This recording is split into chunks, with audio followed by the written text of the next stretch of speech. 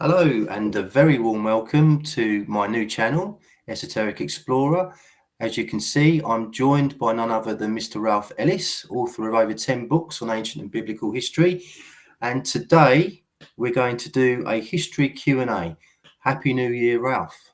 Yeah, good to be back with you. Yes, and yes, Happy New Year. Yeah, well, it's tomorrow, so yes, Happy New Year. Well, this will be uploaded onto YouTube Oh, okay, tomorrow. So right. technically speaking, we're in 2024 already, Ralph. So there we are. So let's get straight to it because I've got over 20 questions here. Thank you to everyone who sent in your questions. Every single question is of a very high standard.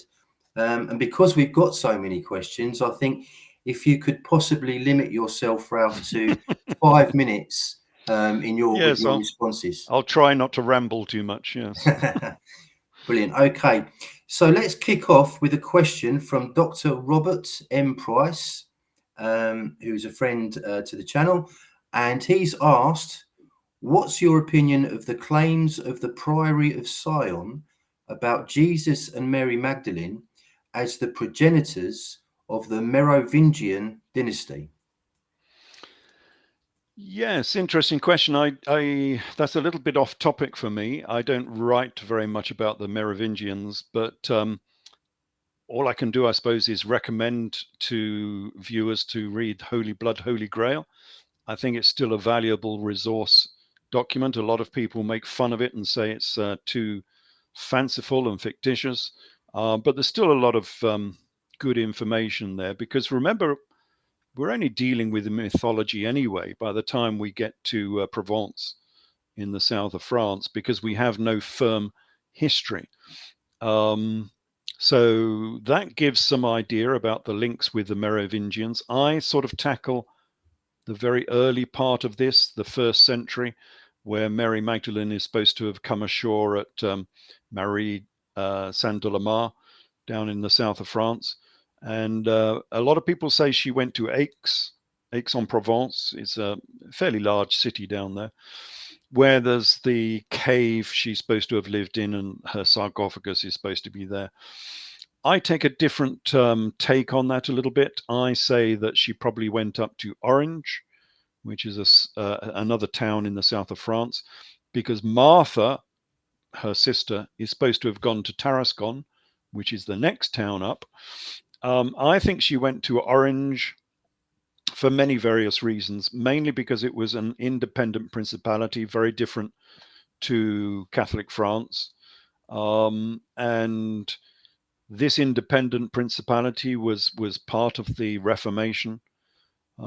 These were the people who took in the Huguenots when there was the pogroms against the Huguenots.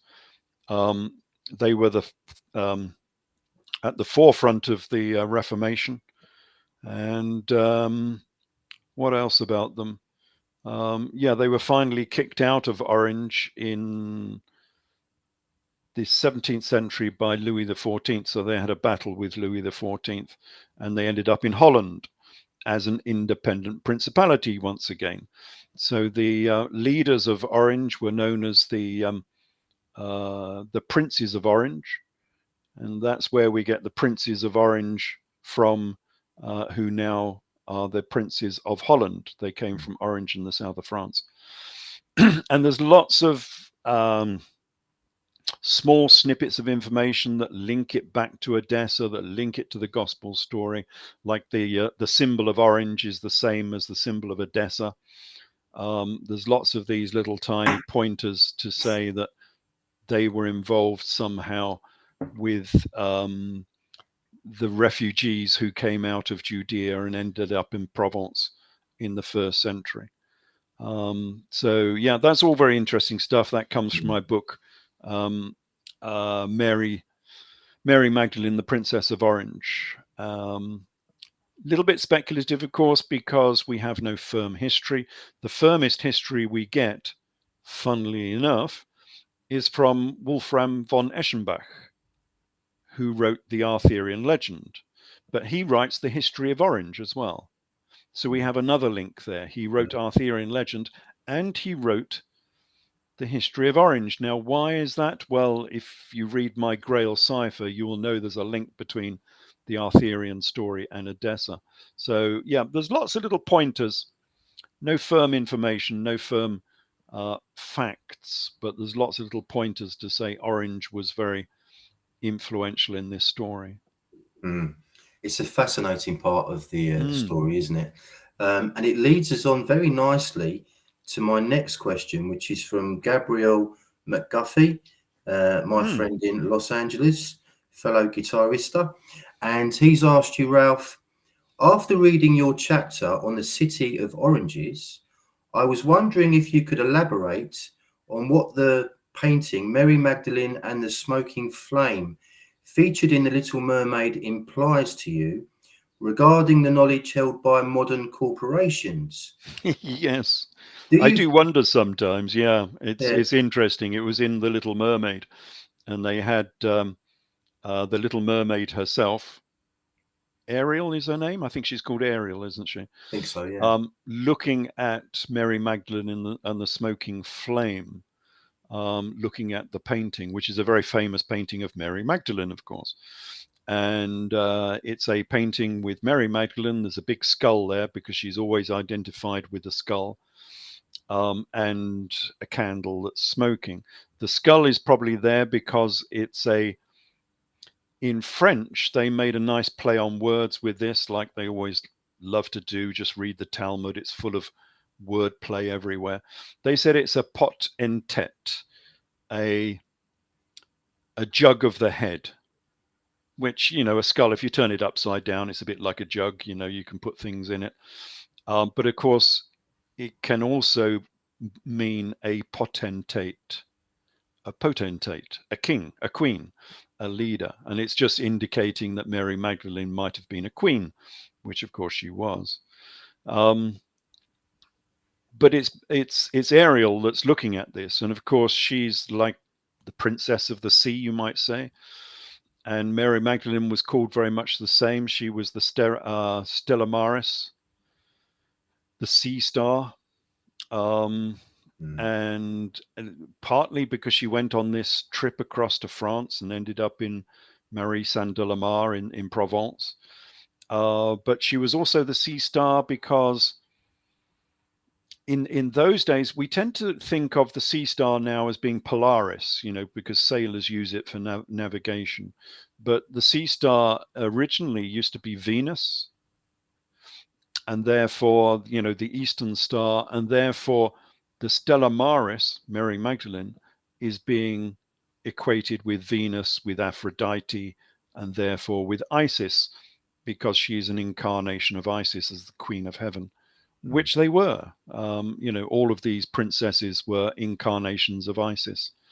And then the king, the Jesus character, would be an incarnation of Horus, of course. And that's where we get the Trinity from. The Trinity is Osiris, Isis, and Horus. And it's from Isis and Horus that you get the Madonna and Child. It's all part of the same symbolism. So, yeah, it's interesting that they put that into a Disney film. So I wonder, that's been done intentionally.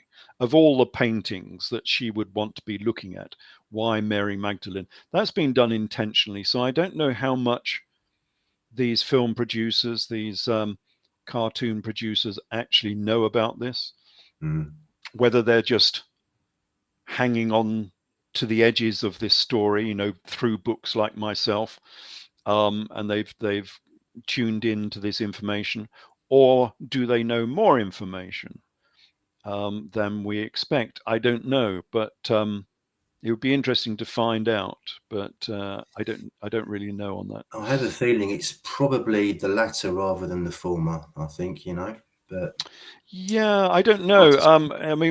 Within our lodge, I was surprised at how little the lodges actually knew about these stories. You tend to think that Freemasonry knows the secrets of biblical history, but even very senior personnel didn't seem to know much of these stories. So I don't know how much they know and how much they don't. It's a bit of a mystery, really. Okay, let's move on to the next question, and that's come from John Mitchell. Thank you, John. And John has asked, wouldn't the number 33, as it pertains to Jesus, simply be astrological, as 33 degrees the sun, leaving one constellation at 30 and completely into the next at 33 degrees? So 33. It should really be 30. I'm wondering what he's hinting at here. There are 30 degrees to a month. So if we're looking at the precession of the equinox and the great months, each great month is 30 degrees. 30 times 12 will be 360 degrees. So the cosmic number would rather be 12, 24, or 30 rather than 33. I'm not sure where he's getting the 33 from. 12 because of the 12 months, of course, of the year, which are each 30 days long. 24 hours in a day. No,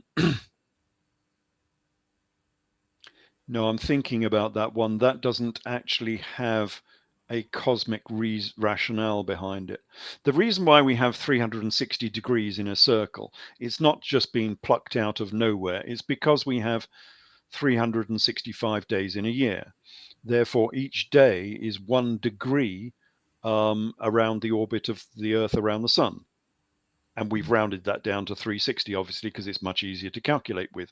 And then the Egyptians used to put 5 extra days on the end, epagonal days, I think they called them, or whatever, 5 holiday days at the end of the year. So that's why we have 360 degrees in a circle. It's cosmic. It comes from the orbit of the Earth. And that's where somehow you've got to divide up that 360. And it was decided that 12 would be the best figure because that gives you months of 30 days each, or great months of 30 degrees each, because you can do the same with a great month, and then you end up with great months of about 2,200 years each. So I'm not sure about the 33. I know it's used in Masonry. Yeah, I was going to say, why is 33 the highest degree in Freemasonry? What's the... Well, it's not actually in most Masonry. If you go through Blue Lodge, it's only 3 degrees. And then they add on Mark Mason and various other things. So you get 1 or 2 extra degrees on top. It's only really Scottish Rite that goes for 33 degrees. But I think a lot of this is just degree inflation. The problem is with Freemasonry, you can go into Freemasonry as, a youngster, 20s, 30s or something. And within 3 years, you've gone through the 3 degrees of Freemasonry. Okay, so what now? You're just going to do the same thing for the next 40 years. Longer, if my lodge is anything to go to, because the average age is about 85 years old. So people don't have anything to look forward to.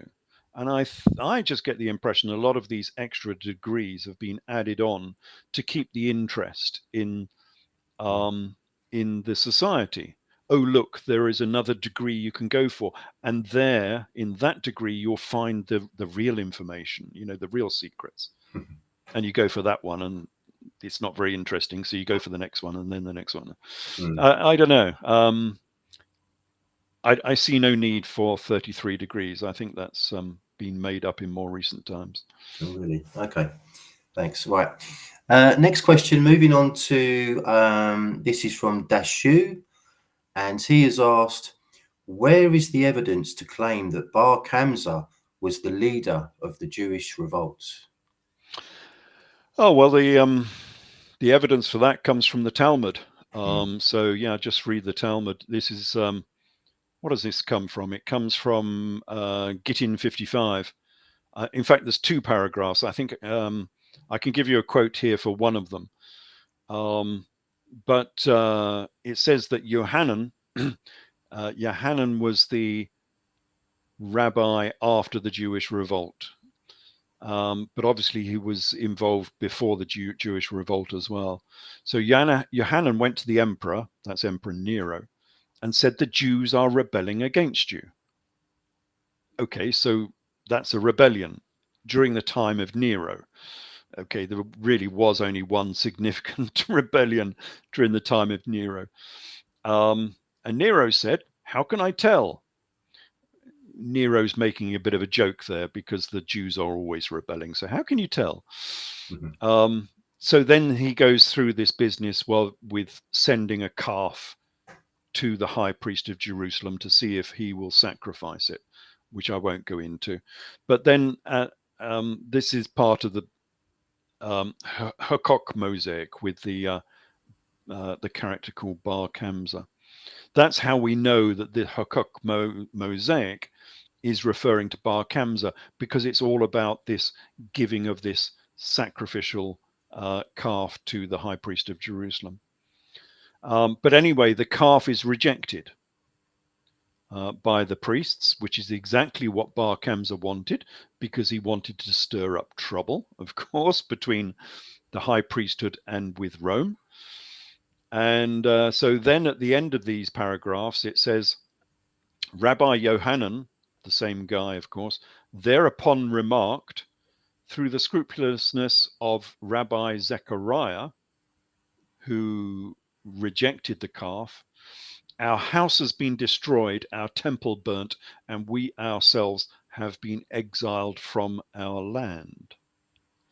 That is a description of the Jewish revolt, because the temple was only burnt after the Jewish revolt. This would have been in AD 70. That was the end of the Jewish revolt. And Titus says he bravely tried to save the temple from burning. Yeah, I'm not entirely sure he did, but there we go. So that's when the temple was burnt, and that's all about Bar Kamsa. So yeah, we get that from the Talmud, and that's Gittin 55, 57. So you viewers can look that up and have a read. Brilliant. Thanks, Ralph. Okay. Let's take a question from David. And David has asked, have you uncovered anything new about who John the Baptist and Simon Magus were in relation to the Edessan royal family? How much of the biblical Jesus is merged with John the Baptist? I don't think there's a merger here, but there's obviously a connection between John the Baptist and Jesus because they were cousins.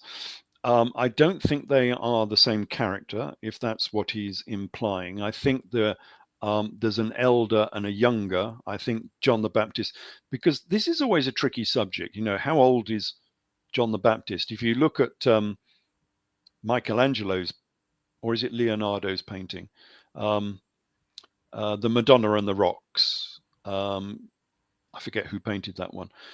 They have them the same age. Jesus and John are the same age. I don't think that's true at all. I think John was the elder, and he was murdered in AD 33ish, something like that.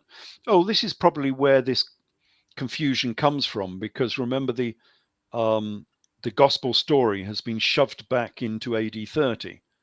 So according to classical gospel history, that is when Jesus was having his ministry as well. But of course, in my interpretation, Jesus's ministry was in the AD 60s. It was 30 years later, and therefore they are of two different eras, two different generations. So they are, in my view, two different people. Simon Magus, very quickly on Simon Magus. There are some people who think Simon Magus is John the Baptist, do they say? I can't remember. I think some people say Simon Magus might be John the Baptist. Or do they say he's Saul? Some people think that he was Saul. I don't think that's correct, because within the Clementines, there's this big conference up in Caesarea between the Sauline church and obviously someone who's more fundamental. the Nazarene church, which is Simon Magus. And so Saul and Peter are on one side of this argument, and Simon Magus is on the other. And it's quite, to me, it seems obvious that they're on opposing sides, as it were. So Simon Magus is more the Jesus type church, the Nazarene church, and Saul and Peter are both on the simple Judaism side of this religious divide. So I think Simon Magus is very separate to Saul. If anything, I would link Simon Magus up to the Edessan monarchy, maybe to someone related to John the Baptist, because John the Baptist was probably another Magus from my sort of research. And what was the other thing? Yeah, why is John connected to the Edessan church? Well, I link him up because of his murder, because of the marriage of Herod Antipas. So there are these two sections, the two quotes, one from Josephus and one from Moses of Corine, talking about this murder of John the Baptist. And they're obviously the same quote, but Josephus Flavius, there is a battle after the murder of John the Baptist. There is a battle between the king of Petra and the king of Judea, Herod Antipas. And Josephus says that they were joined by some auxiliary troops who were fugitives from Syria.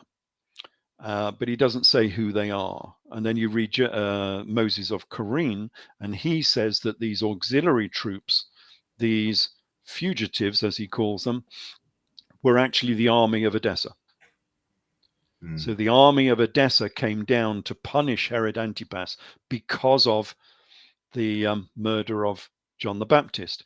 And it says this was retribution for the murder of John the Baptist. Well, why on earth would the Edessan army be down there to punish Herod Antipas? It has to be because John the Baptist was family. You must be something to do with the Edessan royal family. Otherwise, the Edessan army wouldn't have gone down there to punish Antipas. He's got to be linked to the Edessan royal family. So this is yet another link between the gospel stories and Edessa, which is always present in all of these stories. But obviously just deleted from history, which is why people don't know anything about Edessa, because a cursory reading of the Gospels will not have any mention of Edessa, and that's why you've got to go searching for the data. Is there any link to John the Baptist and the Arthurian legend at all? Does he and the theory of the Arthurian legend, King Arthur? Yeah, if we're linking, this is going a little bit off on a tangent, but if we're linking the gospel story to Arthurian legend, then we can have another view of who John the Baptist was, because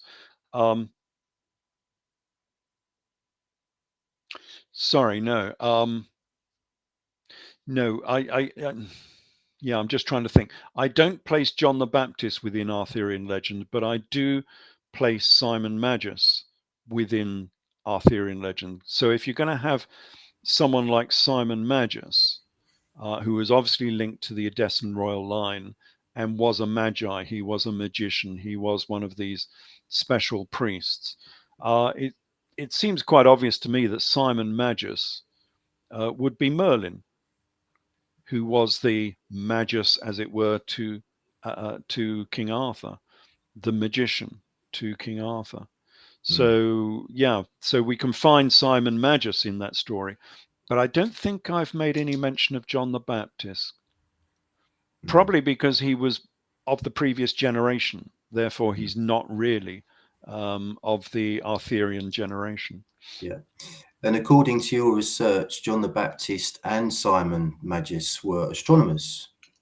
Yeah, John the Baptist was a astronomer. This comes out of the Mandeans, I think, where they call him a Sabaean, and a Sabaean is a star worshipper. It still means that in English today. Although if you look it up in the Oxford English Dictionary and you look up Sabaean, it doesn't say the etymology of that word. It actually comes out of ancient Egyptian.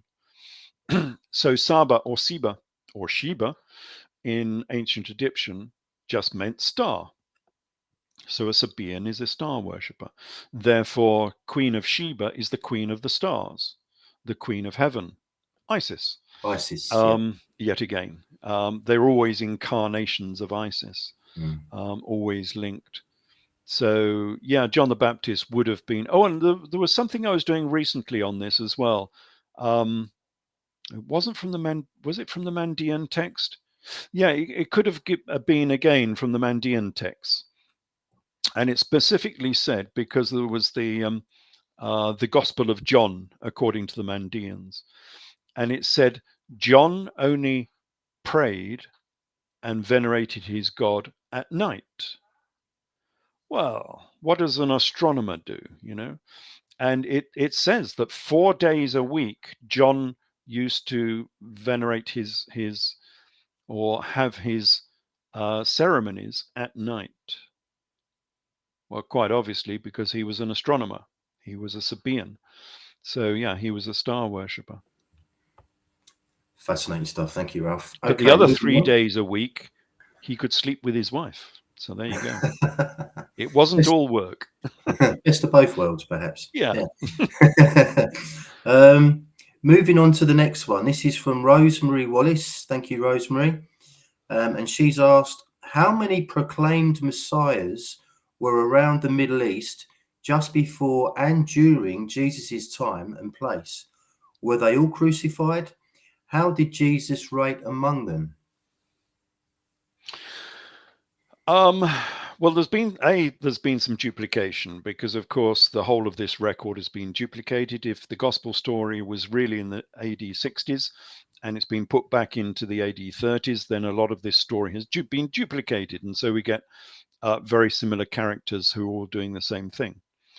The other thing to note is that Messiah is not a special term; it just means the anointed king.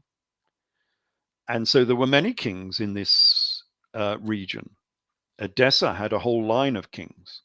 So did Emesa. Emesa down in Homs and Hammer. They had a load of different kings, the kings of Emesa. So did Komanagi, just up towards the northwest of Edessa. They had a line of kings. So there were many of these independent principalities who were subservient, obviously, to Rome. Rome controlled this area. But instead of having procurators, which I am today, you can see I'm procurator, Ralph Ellis, on the bottom there. Instead of having Roman procurators like they had in Judea, they would have kings. Well, Judea had one for starters, of course.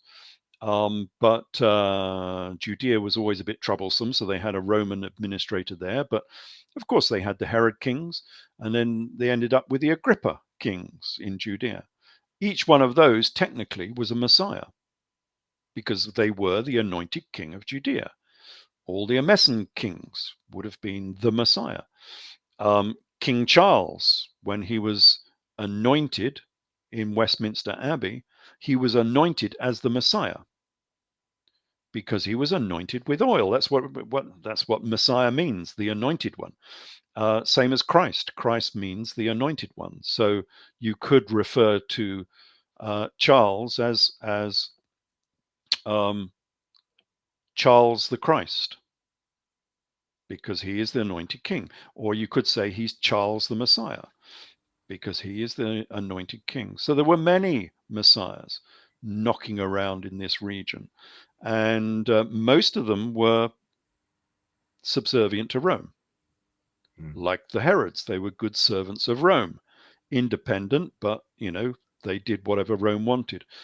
But there were one or two who didn't appreciate the Romans being there, And the most famous of those was, of course, the Jesus character, King Jesus. And his main beef, I think, with Rome is that Edessa had been granted their lands tax-free. And then later Roman emperors reneged on that, and they said that Edessa should pay Roman taxes. And he said, no, we've been granted these lands tax-free. In fact, you're sitting on our lands, therefore you owe us rent because you're on my lands. And hence we end up with this tax dispute. That's why the Gospels always have these references to tax collectors and tax. Render unto Caesar what belongs to Caesar. This was part of a tax revolt. Matthew, in the Gospels, was a tax collector. Jesus was always rebuked for hosting meetings with tax collectors and sinners. Why did he have lots of tax collectors with him? Well, because Edessa had its own taxation system and sent out its own tax collectors. So that's why Jesus was always always criticized for hosting tax collectors. If people are not familiar with this, if you look through the King James, I think all of them actually have the same. But if you look through the King James, you'll see he's always associated with publicans. But of course, that's not what it refers to. What it refers to is a publicanus, which is a Roman tax collector. They called them publicans. So he wasn't always in a bar, although he was accused of being a drunkard as well. So maybe he was always in the bar. But anyway, most of these publicans were actually tax collectors. Excellent. What do you make of Charles the Messiah so far, Ralph? He's been quieter than I thought he would be. I thought he would be the worst ever monarch. But I think someone has told him to wind his neck in a little bit, maybe. I'm just so disappointed that we don't have a meritocracy. We have an idiocracy, you might call it, where the least educated people end up in power, like Charles, he's far from being an intelligent guy. And unfortunately, in that sort of position, within a technical science society that we have today, to keep on top of everything that's going on within politics and science, you really need to be intelligent. And he's been completely taken in with his WEF nonsense. Yes, but is he just a figurehead? Is a king only as good as the advisors around him? Yes, but he still has to sort out the wheat from the chaff as far as his advisors go, and he's taken all of this climate nonsense. He's taken all of the COVID nonsense. He took it all literally, he believed every supposed truth, which has turned out to be conspiracy, that was going at the time. He believed everything that Fauci was saying, totally uncritically. He was the guy who was saying, yes, we should all remain in our houses and isolate, lock us down. Yeah, that's great for you. You've got a 600-acre garden outside, you can wander around. But for, some single mother with 4 kids in a 1-bedroom flat, it's not quite the same, Charlie boy. So no, I've got no particular respect for that guy. And it's the likes of these people that are flying around the world with a huge carbon footprint that are lecturing everybody else. It's just insanity, if you ask me. It really is. I mean, total hypocrisy. Yes. Here we are talking on Zoom, Ralph, me and you. Why can't these people do that? Why can't they just have these meetings on Zoom rather than get on their private jets, and jet around the world to lecture, the common people on how to live their life? It's just a absolutely.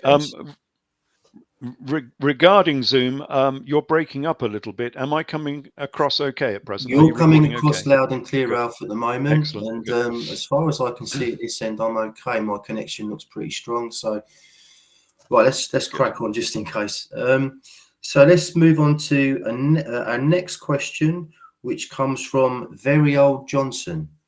Thank you, Very Old Johnson. And he has asked, can we have a clear and concise explanation about the Philistines?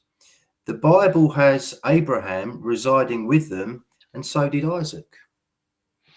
Well, yes, the Philistines came at a very early era. Now, the Philistines were the Paliset. So they were part of the Sea People invasion. So this was like 1150s BC.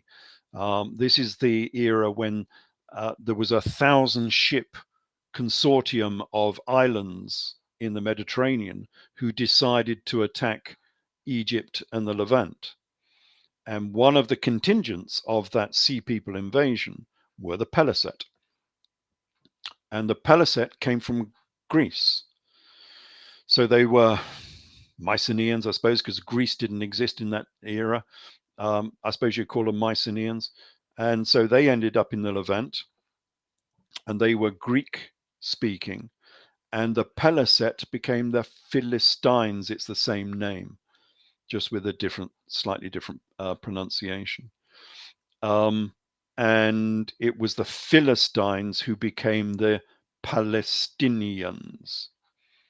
It's the same name. The Palestinians are the Philistines. I didn't know that. Yeah. So, but of course, not the modern ones. So the Palestinians were Greeks, and they were Greek-speaking Paliset, Philistines, Palestinians. But they were all wiped out, mainly during the Arab invasions of the 8th century, 7th century, 8th century. So the modern Palestinians that are having this little uprising at present over in Gaza, they're all Arabs. Nothing to do with the Palestinians. They're not Palestinians at all. They are Arabs. So they are the last of the peoples who arrived in that region. Everyone else has been there a long time before. So the Israelites, the Jews, had been there for like 2,000 years before the Arabs turned up in the 7th or 8th centuries AD. So I don't like to sort of frame this in terms of who was here first, but if that's what you're counting as, and a lot of people do, they say, who is the indigenous population? Well, the indigenous population, as far as we can go back through history in that region, were in fact the Israelites. They were one of the first of the peoples to inhabit modern Israel. And then even the Paliset were later. That was the Sea People invasion. That was like 500 years after the Israelites arrived there.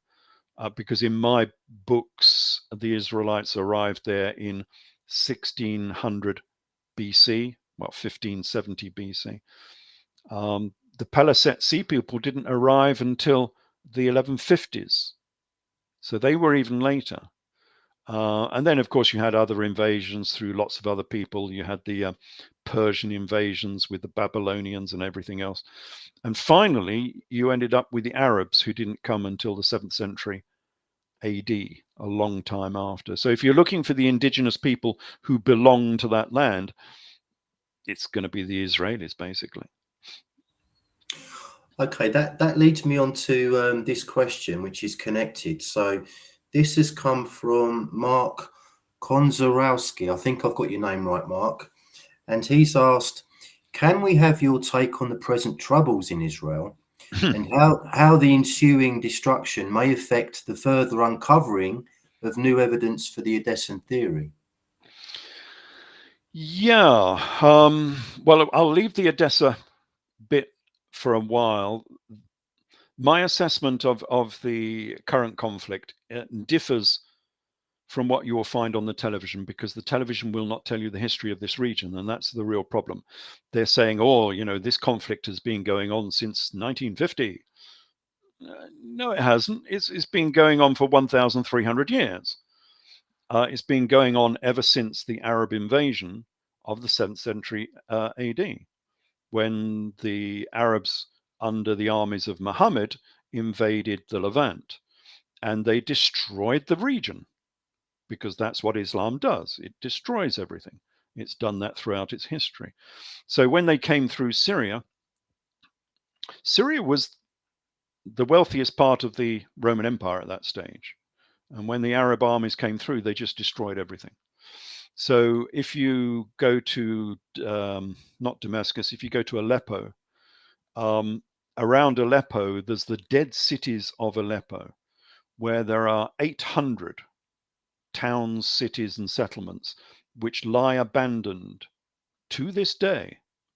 You can still walk around their main streets. They're still there, 1,300 years later, abandoned, because all of the populations were kicked out of that region. That was the Arab invasion. Now, that effectively is still going on. That invasion and that persecution of the people in that region is still going on today. And that's why we have this animosity, obviously, between the Muslims and the Jews. And that animosity is not political. It's not even really tied to the land, because the Palestinians were the last of the people to arrive in that land. It's due to the Quran. The Quran says, kill the Jews. And that's what good Muslims have to do, because they have to follow the Quran. And I've got a nice little list. I can't mention it here because you'll probably get kicked off YouTube if if I do. But I've got a list of 50 what I call problematic verses, and I've noticed some people in the media are now calling them problematic verses, which say basically kill the kufr unbeliever. And that I also have a further list of another 500 verses, which are not quite as bad, but almost as bad. And that's what the Hamas constitution actually says. Well, the original Palestinian constitution, back in the days of Abbas, Yasser Abbas, that said that the Jews should be all chased into the sea. The Hamas constitution quotes from the Hadith, and it says, what does it say? It says, we are looking forward to the day when the rocks and the trees will cry out to the Muslims and say, Muslim, there is a Jew hiding behind me, come and kill him, which is a very famous verse from the Hadith.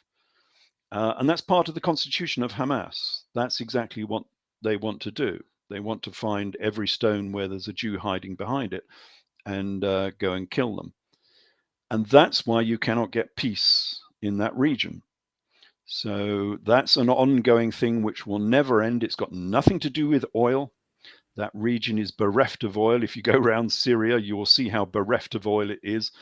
They don't have the oil reserves of Saudi Arabia or something of that nature. It's been claimed that they have in many circles. Yeah, I know lots of people claim that, but there is, if Syria had had serious oil reserves, they would have been uncovered and they would have been used by now. The problem with this region is you've got a rift goes right the way through it. So you've got the Red Sea, Dead Sea, Galilee, Sea of Galilee, all lie on a rift, a geological rift.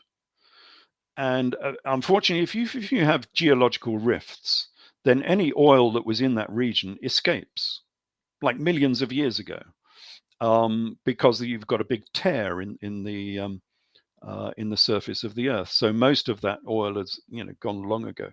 The only thing they found now is there are a few gas fields out to sea, which they're trying to exploit, but they haven't fully got to use all of those yet. So it's got nothing to do with oil, because this dispute has been going on for 1,300 years. So it's got nothing to do with recent history. You've got to look back into the history of this region and ask why this dispute has been going on all of this time. Well, it's because that's what the Quran says. The Quran says, kill the Jews. And then people will say, we've even had Obama and dear old Tony Blair and Cameron. So it crosses all parties saying, oh no, Islam is a religion of peace. It says that, if you kill one man, it's as if you've killed the world. And if you save one man, it's as if you have saved the entire world. And so, that is evidence that Islam is a religion of peace. But of course, that's not what the verse says. You've only got to look it up. People can Google it on Wiki Islam or just have a quick read of the Quran. I'll pick up the verse in a minute. What it actually says is a commandment was given to the Israelites. So this commandment was not given to the Jews, to the Muslims at all. It was given to the Israelites. That if you kill a man, you kill the world. If you save a man, you save the whole world. But the Israelites continued to cause mischief in the land. And the punishment for causing mischief in the land is to be crucified or have your hands and legs cut off on opposite sides or your head cut off, beheaded. That's what it actually says. So that verse of peace is actually a call to kill all of the Jews. So that's the problem that lies behind this. And this problem is very serious. It's more serious than a little conflict in the Middle East. Because you get people like Obama, who gave hundreds of billions to Iran, and Biden did exactly the same. Biden gave them $6 billion, and then he allowed them to sell oil, so they got another $50 billion through oil sales. But Iran are eschatologists. They are people who believe in the end times. And a lot of people believe in Iran within the administration, because Ahmadinejad believed this, that the 12th Imam went into hiding in the 8th century, and he went into a well, and he's still down in that well. There is a well you can go to in northern Iran where the Imam is still living down there. This is like more than 1,000 years later, and he's still living down the well. And he can only come out after Israel is destroyed. So they have an Armageddon sort of scenario, end of the world. So there will be tribulations and destruction, and there will be a rolling thunder across the skies, which many people in the modern era interpret as a nuclear exchange, a nuclear war. Only after that will the 12th Imam, who's the Mahdi, you remember the Mad Mahdi? He's the guy that's down the well. Only after this nuclear exchange will the Mad Mahdi come. Well, he's not the mad one, actually. The mad one was in Africa, but there we go. He is the Mahdi. He will come out of the well and lead Shia Islam to victory.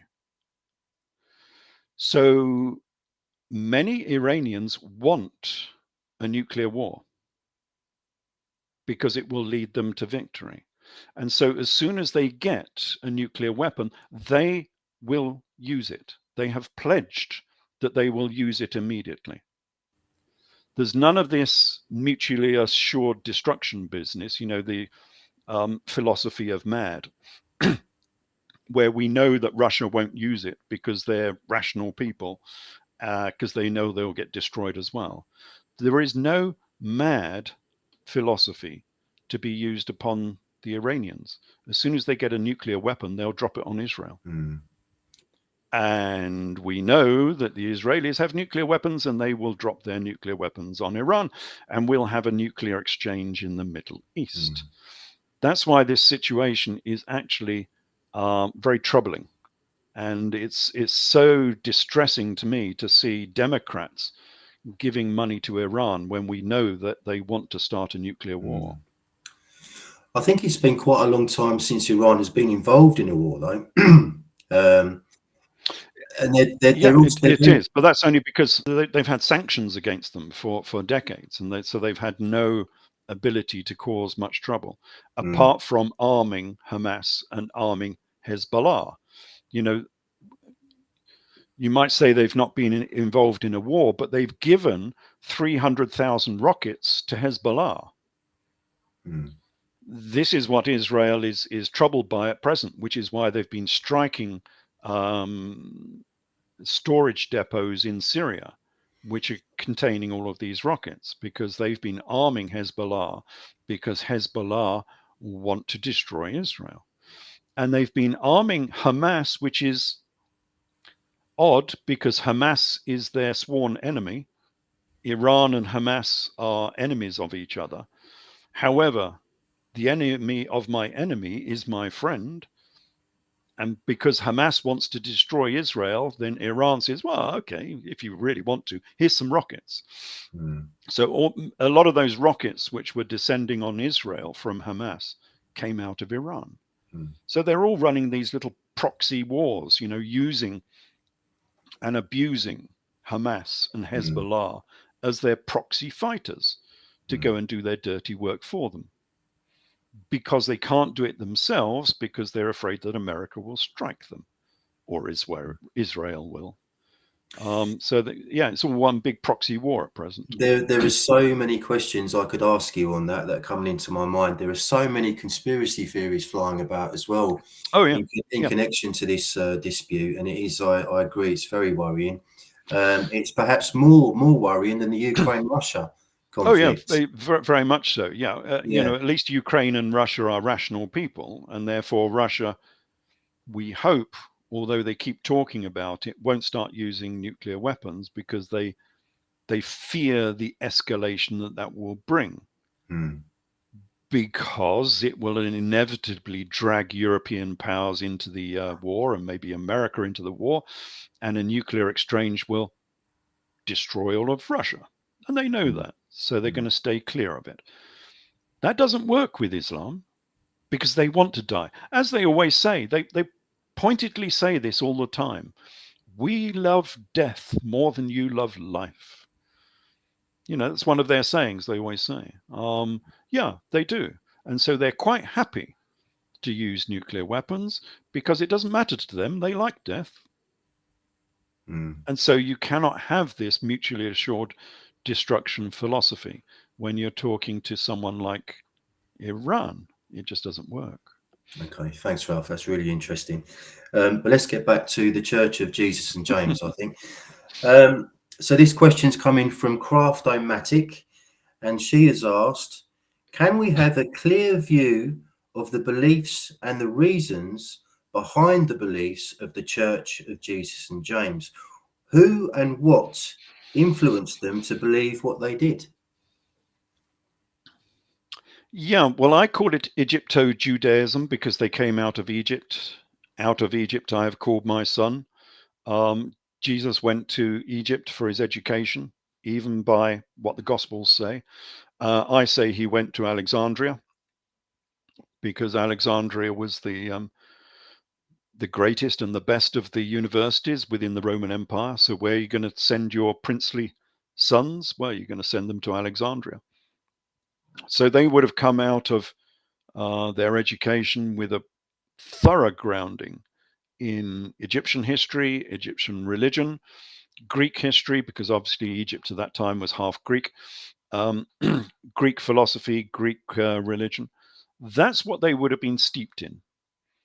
And that's why we see the primary symbol of early Judaism, Nazarene Judaism, was, of course, the zodiac.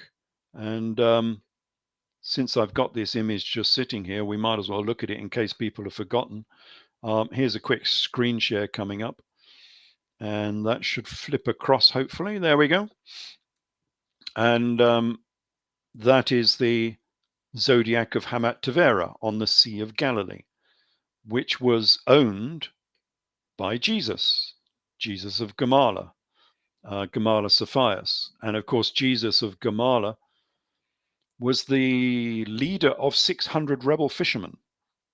So who was the leader of fishermen in this era? And this is in a synagogue. This is a Jewish zodiac. This is not Greek. This is in a synagogue, and the panel above this demonstrates it's in a synagogue. And this was their primary symbol in their temple, their synagogue. And it's all to do with the zodiac. It's to do with the heavens. It's to do with procession, because this is a processional zodiac. So you could say they are Sabaeans, just like we were talking about with John the Baptist, because a Sabaean is a star worshipping. And obviously, if you're venerating the zodiac, you're venerating the cosmos, the solar system, and the stars and everything else. You're a Sabaean. And so that would have been the foundation of his religion and philosophy, would have been something to do with this. And of course, all of the secret information that they held, because of course, if you notice Helios here, and that's incongruous for a start in a Jewish synagogue to have Helios sitting there, the Greek sun god. But anyway, Helios is holding a blue. I always said that was green, but it looks more browny on this this version. That might just be the colors of the image. But anyway, he's holding a blue-brown spherical Earth in his gravitational grasp. And we know this is a sphere because the lines of latitude and longitude are curved, which would only really happen on a sphere. Sorry to interrupt, Ralph. I've shared this image with a couple of flat earther friends of mine, yes. and they were most put out by it. Yeah. Why are the latitudes and longitudes curved? Yes. And why is it bright on the left and dark on the right? This is obviously the shading you would get if you were shining a light on a sphere, not on a disk. So yeah, here we've got the sun holding the Earth in its gravitational grasp, so they understood the heliocentric model of the solar system. So that's the sort of high technical knowledge that these people had, and that is, almost the sort of basis of their religion. It was a Sabaean religion. So hence when we go up to Edessa, we don't know so much about Edessa because a lot of Edessa has been destroyed. But if you go just down the road to Haran, which is literally only about 20 kilometers south of Edessa, that town has been preserved, well, sort of preserved, because no one built on it again. And of course, the central point in Haran is the observation tower. It's known as the Sabaean Tower, because the people of Haran were Sabaeans. They were star worshippers. Brilliant. Okay, thank you. Right, let's move on. So many questions to get through here. Let's go with this one. Right, bear with me with this one. This is from Glenn. And he has said, I have heard it said that Israel was more of a description of the main cults of the Hyksos or Hebrew peoples. Let's call them worshipped, ? Despite them being ultimately monotheistic, I guess before Akhenaten. Is Ra-El, Isis, moon goddess, Ra, sun god, and El, Saturn god? If this has any truth, did Israel ever exist? Do the modern Jews have any right to the so-called Holy Land? This is going back to what we just discussed, really. Yes. I've actually heard that the Jews living in Israel today, less than 2% of them can actually trace their ancestry back. I think it's to the tribe of Judah, is it? Well, that's where the name for the Jews comes from, for the tribe of Judah. But there were several tribes in that region. We have this from many sources. We have it from the Old Testament. We have it from Josephus. We have it from Manetho. That these people were in Israel at a very early state. Now, Manetho says they were in there. The Hyksos Israelites were in Judea in the 1500s BC. something like 1550, 1570 BC is when they arrived in that region. So yeah, they are very early occupiers of that land. And El, well, we know that's the sun god. Although this is not mentioned in many places. But anyway, the Jewish God has several names. He is El, Elohim, Yahweh, Shaddai, Adon, which is the god of Akhenaten, of course, is the Adon. But one of those god names is El, and nobody quite knows what El is.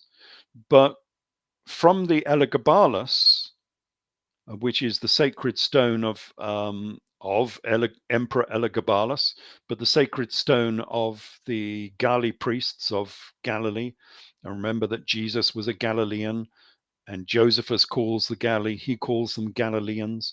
These are the people who venerated the sacred stone. That's why the primary disciple of Jesus was known as Peter, the stone. Anyway, their stone was called the Elagabal. And the Elagabal is El from the god name of the Jews, and Gabal meaning mountain. So it was the mountain of God. But in the Greek-speaking regions, they called it Heliogabal, which is the Greek Helios. So again, it's who is the sun god again. So it's the mountain of the sun god, Heliogabal. But that is directly equating Helios with El. But of course, there's a linguistic link there as well, because often in Greek, you can delete the H. And so, like a hotel is an hotel. You don't always aspirate the H. So you get, instead of Helios, you get Elios, El, which is the Israelite El, because they both refer to the sun god. And so we know that from the sacred Elagabal stone. So it's quite obvious that El is the sun god, not the Saturn god. I've seen this mentioned several times, that it's something to do with Saturn. But Saturn is a very minor star in the skies, you know. I'm not sure anyone would want to venerate that. But no, El is the sun god. Didn't the Romans venerate Saturn? Yeah, that's true. They did. Yeah, they venerate. Yeah, that's very true. But within Judaism, we then end up with El, or Elohim, which is the sun god, and Yahweh. And in Egypt, Yah is the moon. So Yahweh is obviously the moon god. So we get the sun god and the moon god in conjunction, which is exactly what you would normally expect. They were always seen in conjunction to each other because they chase each other across the heavens above. And then when you have an eclipse, they actually mate. So you end up with these two cosmic bodies in flagranto delecto, I suppose you might say, in flagrant delight, in a cosmic union between these two bodies. So yeah, the sun and the moon were always together, like, you know, Isis and sorry, not Isis. Like Horus was a conjunction of the sun and the moon, the two eyes of Horus. So yeah, that was El. El was most definitely the sun god. Okay, I was going to save my question for the end, but because this is loosely connected to what I wanted to ask you today. So, have you heard of Cliff High at all? No. He was the inventor of WebBots. Okay. And yeah, he does a lot of YouTube videos, and he's been talking quite a lot recently about the Elohim.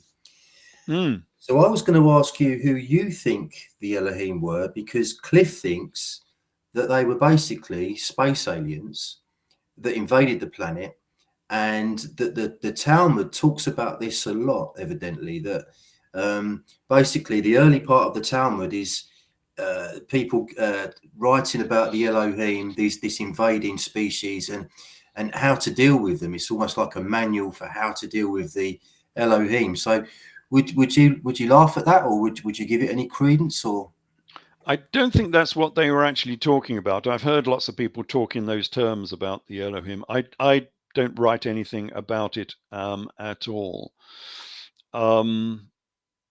However, I think they're probably talking about cosmic bodies, about the sun, the moon, the planets. Exactly the same as Snow White and the Seven Dwarfs is talking about the moon and the seven planets that follow her around the ecliptic.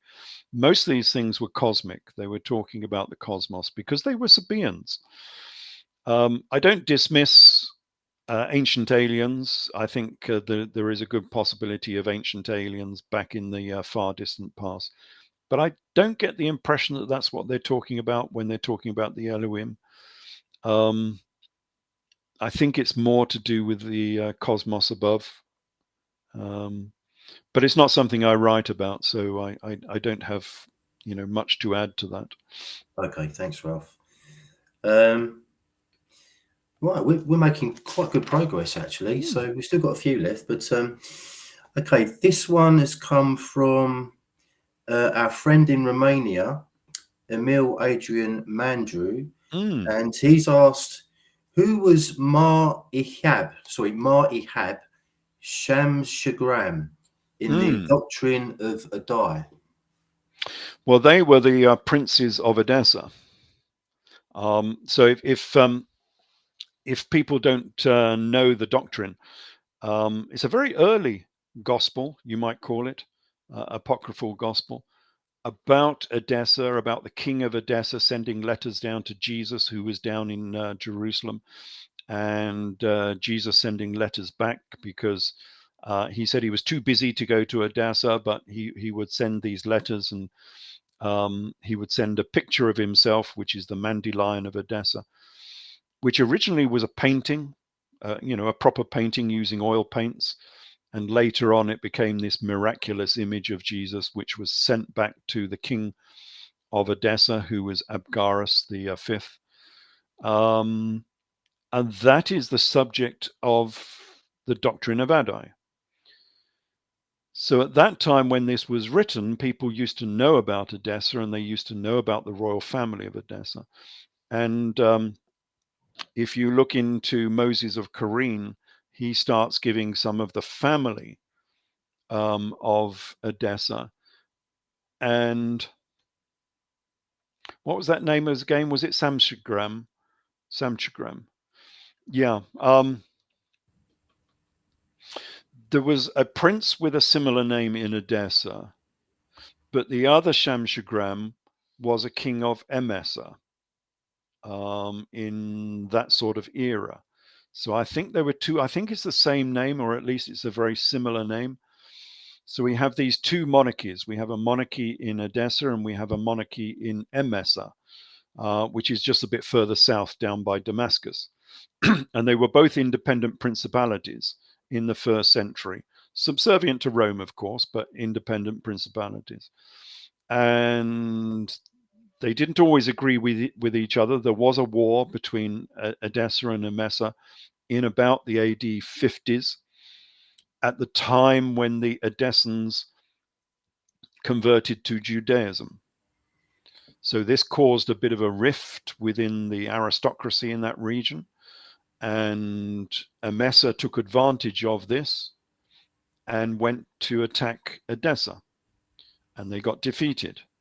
But one of their princes was also called Shamshagram. So I've made up a genealogy as far as I can, gather with these different begets you get all the time. It gets very confusing, and they had very confusing relationships. You had a lot of father-daughter marriage and sibling marriage and all sorts of things. So the genealogy gets very difficult to track sometimes.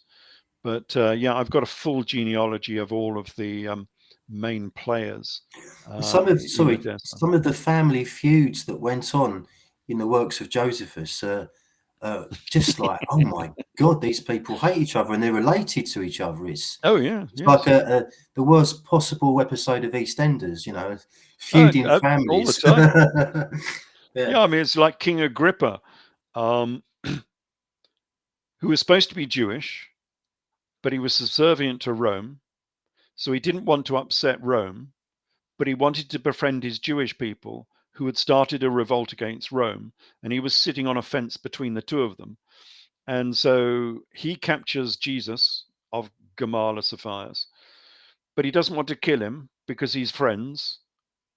But Rome is saying that you've got to do something with these rebels, and he doesn't want to do this. So he ransoms them off and allows them to go free, and they're all related to each other, and it's so confusing, it's untrue. And then you get traitors like Josephus who changes sides and becomes a Roman. Mm. Yeah, the connections and marriages between all of these people. There was one of them, one of the princesses, married 4 of the leaders, including 2 procurators and 2 kings, and she was like passed around as a chattel, basically. She was going to marry one. Well, she did marry him, but he didn't want to convert to Judaism, so she divorced him and married someone else. And yeah, as you say, it's paint and place. Sorry, just going back to the dispute between Emesa and Edessa. In the works of Josephus, was this the dispute between King Abia and King Azizus? Yes. I think that, yes, there was an Abia there, but there was a name that was much more similar as well. One was called Esus and the other was called Ezizius, if you remember as well. There was one that had almost an identical name who lived in Emesa, and Esus who lived up in Edessa. And they had virtually the same name. So there was obviously family links between these 2 royal families. And I haven't fully fleshed out the ancestry and the genealogy of Emesa and all of their various contacts with the various other people going on at that time.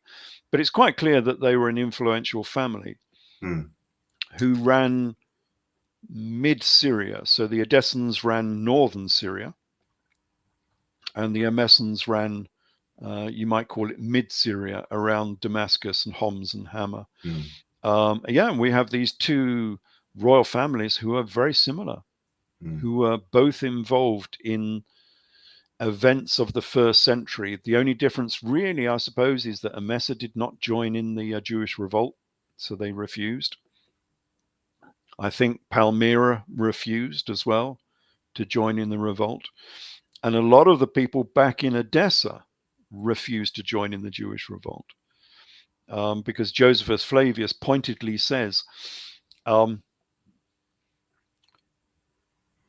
he's urging the Babylonian Jews from beyond the Euphrates not to join in the Jewish revolt, because the Romans are all powerful. Don't be so stupid. Don't rebel against Rome. And he's specifically addressing this message to the Babylonian Jews from beyond the Euphrates. And of course, Emesa is not beyond the Euphrates, but Edessa is beyond the Euphrates, and they were Jewish, of course, because Queen Helena had converted to Judaism. So it's quite pointedly talking to them. So perhaps was one of the main reasons why the revolt was ultimately lost was because Monobasis, Isatis, had a lack of support. Yeah, very much so. Yeah. And a lot of that lack of support was being generated by Josephus. This is why Rome employed him, which is why I said in my books that he was probably a Roman spy before he even, as it were, converted to the Romans at the Battle of Jotapata. I think he was working for Rome all the time, and this was a part of what he was doing. He was trying to put the Roman point of view, sending letters to, these principalities saying, don't you dare rebel against Rome, because, the consequences will be severe. And he probably actually persuaded various people. This is why we've got this story of Saulus going to Greece and reporting all of these events to Nero.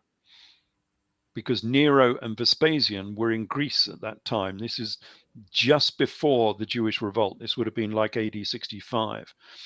And Josephus says that Saulus went to see Nero and obviously Vespasian, because they were both there, to appraise them of what was going on in Judea, because obviously Rome didn't really know what was going on. They wanted eyes on the ground, and they found eyes on the ground courtesy of Saulus. But of course, Saul is Josephus, so he's talking about himself in a third person because he didn't want to say that even before the Jewish revolt, he was working for Rome as a spy. And he had been to Greece to go and appraise the Romans of what was going on in Judea.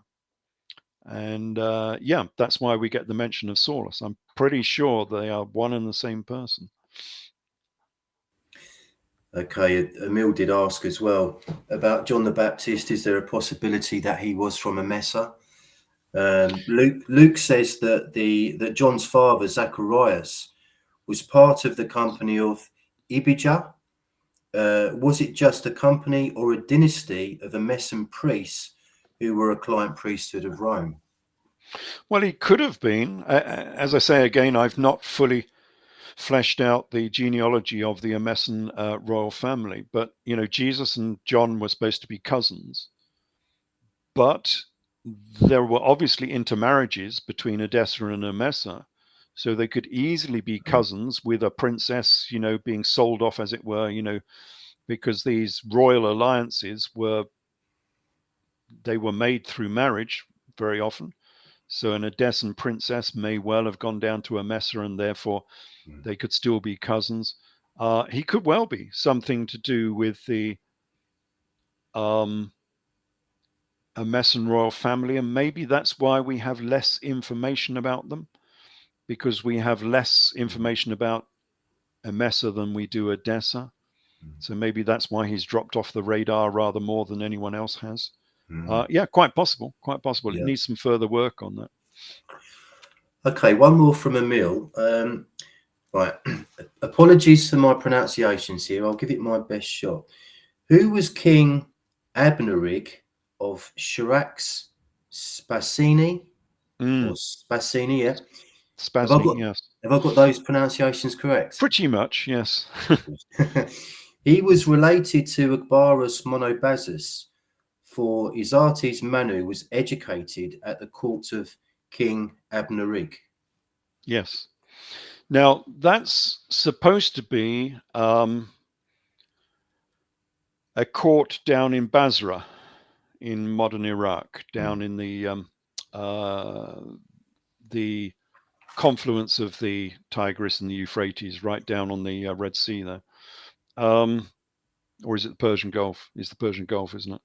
Mm-hmm. I'm not entirely sure that that's exactly what they're talking about. Because Jesus, if we're equating these characters, Jesus didn't go to Basra. He went to Alexandria. He went to Egypt for his education. Now, it so happens that Charax-Spasni was called Alexandria. So I'm wondering if there's been a bit of a mistake, a mislocation about where he went to. So this was Isus Manu, one of the sons of King Agbarus of Edessa, was sent off for his education somewhere else, as they often did. You send away your princely sons to somewhere else to get a good education, and also to get a good grounding in international politics and everything else. It's like, Britain has hosted the princes of Syria and the princes of Jordan and the princes of Egypt have all sort of had educations in Britain, and some of them in America. They go to the great universities, or formerly great universities, I should say, of America, because that's what you do for your upbringing as a prince of the realm. And so this guy was shuttled off to this famous, supposedly, place. And the question then was, would it be Basra, which was effectively in enemy territory a little bit, because Edessa was not always on best of terms with Persia, Parthia. They were slightly on better terms with Rome, and their family came from Egypt as well. So did they go off to Basra down in Iraq, or did they go down to Egypt, to Alexandria in Egypt? I get the impression, and it is only an impression, that they probably went to Alexandria in Egypt, not Alexandria in Iraq.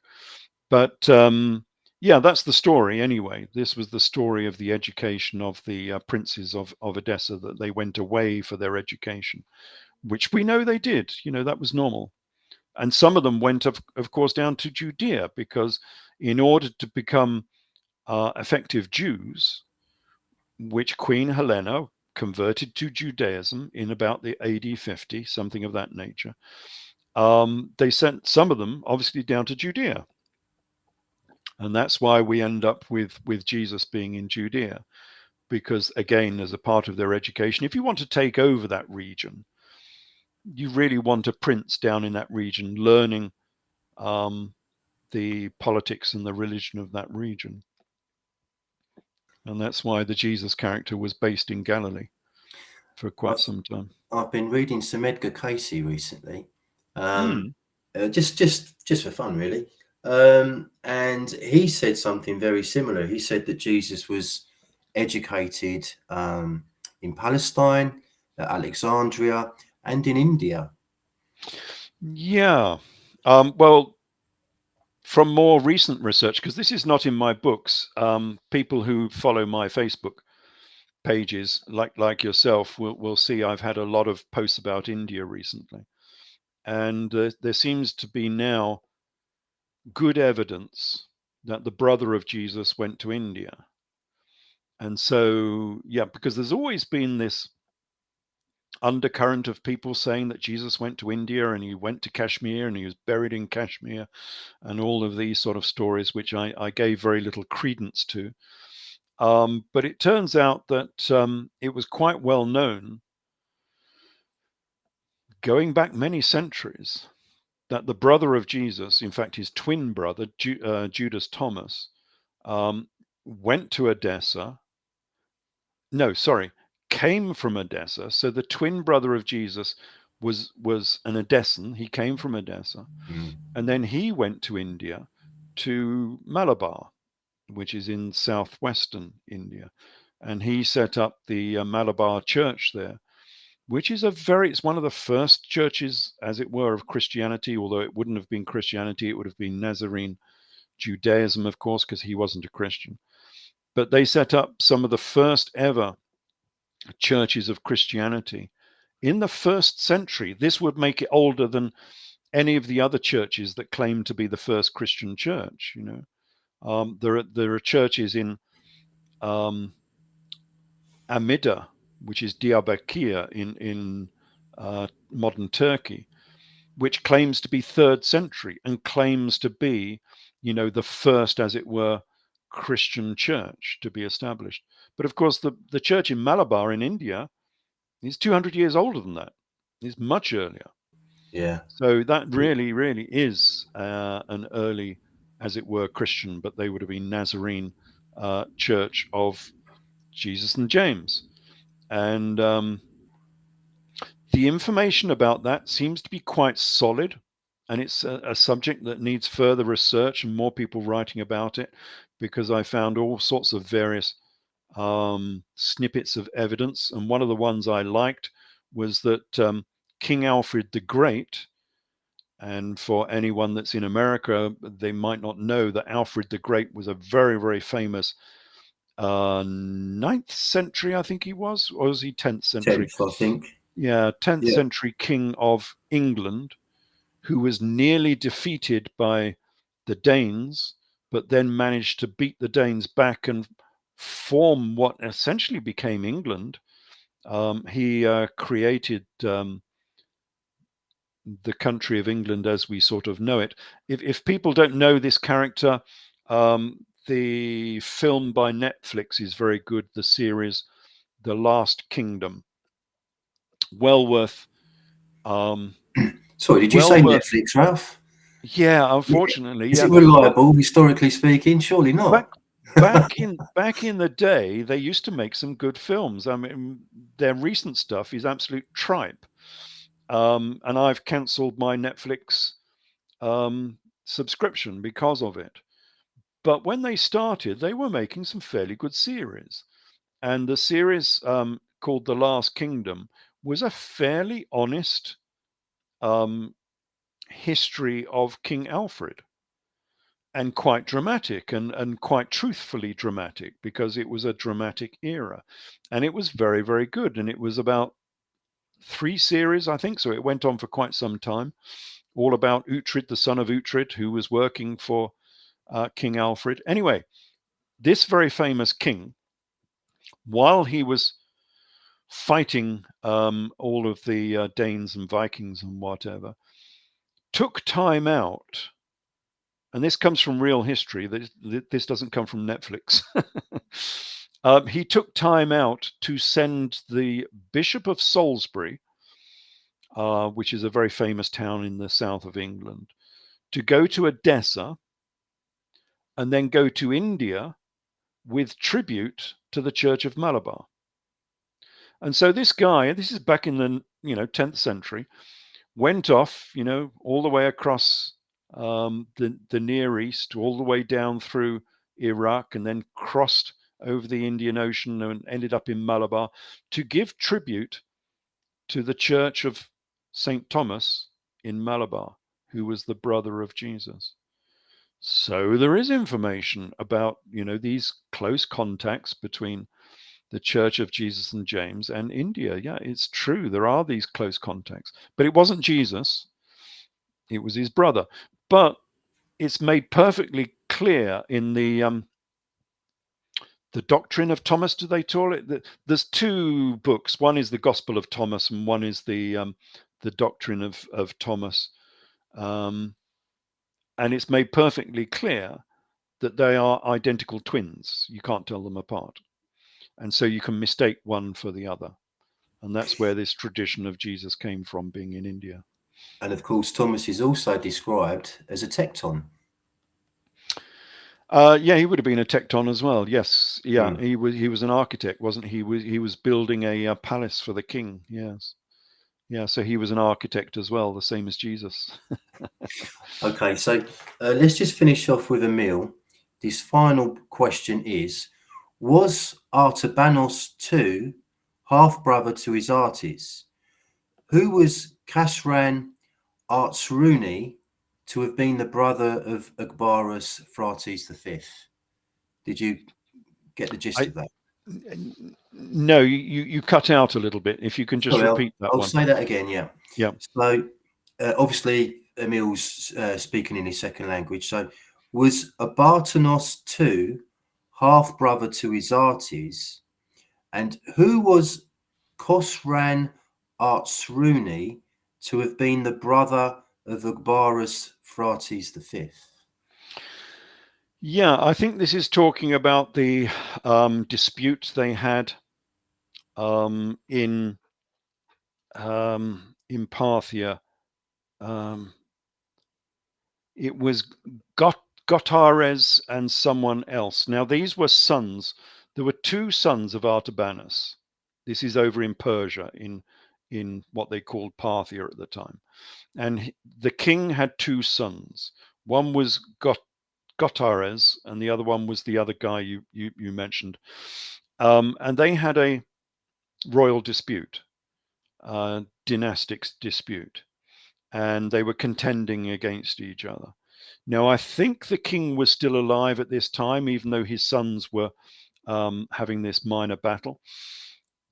And King Abgarus, the 5th of Edessa, was called into Persia to settle this dispute between these 2 warring sons, which suggests, and it says this within the works of Moses of Corine, that the reason he was allowed to do this, because he was just a minor prince of a principality. Well, we call him a king, but he was a prince of a principality. he was allowed to do this because he was related to these people, which is what I actually say. But other people deny. So other people seem to deny that Edessa was based from and originally from the Parthian monarchy. But if they were related, if King Abgarus was related to these two sons, I think there's a very close connection between these two royal families. But anyway, the king of Edessa went to Parthia to sort out this royal dispute. He did so, and he was given great honors for doing so. This would have been in the AD 40s, something like that. And then he returned back to Edessa. And then, of course, the Romans got really upset because they didn't know what he was doing over in Parthia. The Romans thought that he was drumming up a rebellion or something. They were always suspicious about these monarchs, about what they were doing over there in the Near East. And so he had to placate them and say, no, I was just sorting out this dynastic dispute. But the Romans were always scared of uprisings with these, that if you gave these monarchs, these local monarchs, too much power, you would get an uprising. That's why King Abgarus V was under house arrest in Rome for 7 years.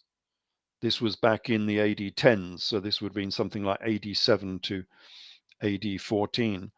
He was in house arrest by Emperor Augustus because they didn't trust him, and he was kept there as a hostage for the fidelity of Edessa because they didn't trust him. And so when he went to the east in the AD 40s, they didn't really trust him then either. So yeah, that's a nice little interesting connection between Parthia and Edessa, which show how closely related these two states were. And that was one of my favourite moments in the Grail cipher, with regards to Abgarus's stay in Rome and him being known as Hippocrates.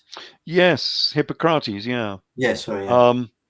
Yeah, and my critics say, oh, but Hippocrates lived in the 4th century or whenever it was BC. And you go, oh, hold on a minute. How stupid can these critics be? Because you're basing your life or the events in your life are the same as a previous character does not mean you are the same character. So no, he wasn't Hippocrates, but he had an event in his life which was similar to Hippocrates because he was supposed to be a great healer. And in fact, the princess was mocking him, I think, for being Hippocrates. He was trying to be the new Hippocrates. Because he brought a boy back to life. This was in the court of Emperor Augustus, Octavian. And King Abgarus V was under house arrest, as it were, in Rome. He wasn't allowed to leave Rome. And he was trying to demonstrate to Augustus how clever he was, because they called him the wise king. And so as a part of that, he was trying to demonstrate that he was the new Hippocrates by bringing this boy back to life. I think this boy was related to Augustus. I'm not sure if I remember correctly. But anyway, he managed to bring him back to life. He probably had a few smelling salts or something, one of those sort of tricks. And this Gaulish, I think she was, princess, someone from France, from Gaul, was not impressed by this. So Abgarus V was trying to impress this young princess, and she was not impressed at all, and took the mickey out of him. So, yeah, it's a nice little story. Yeah. And again, it's funny how all these things sort of link up. It's little pieces of history that you don't know existed. Absolutely. All right, 2 questions left.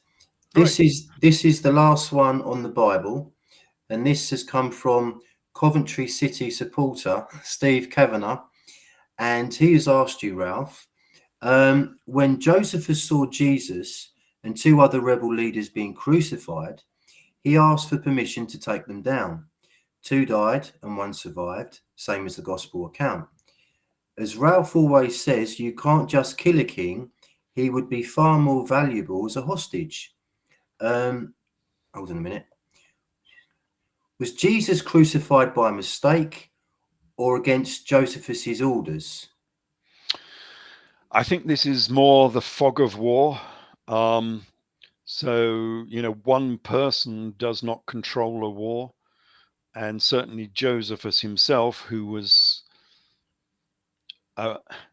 reluctantly made a Roman, I don't think the Romans really trusted him, was not in charge of what was going on.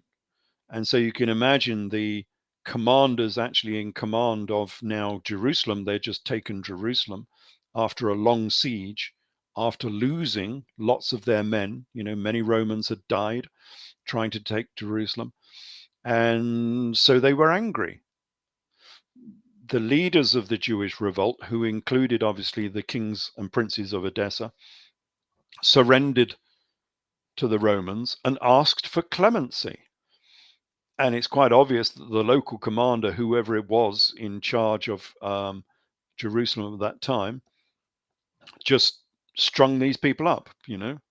Why should we take these hated enemies, of Rome? And so they crucified them outside in the Kidron Valley, outside the gates of Jerusalem. But more sensible heads, like I wouldn't. Was Josephus sensible? Anyway, he was pragmatic, you might say. More pragmatic heads were aghast, I think, that you would want to crucify the leader of the Jewish revolt, because that was the only leverage that Rome had over what Edessa was doing, over what Palmyra was doing. There's no point in having a hostage who's dead. And I think Josephus understood that. And so he immediately went along to maybe a higher power, maybe to Titus himself, Titus being the son of Vespasian, and said, look, you shouldn't be doing this. You shouldn't be crucifying these people. We need a hostage to keep these Edessans quiet, because that's what he's saying in all of his preface to the Jewish revolt, that he wants to keep the Babylonian Jews beyond the Euphrates. He wants to keep them quiet. Don't think you can join in this war because Rome is all powerful. That's what he's telling them. And it's much better to do that if you've got a hostage.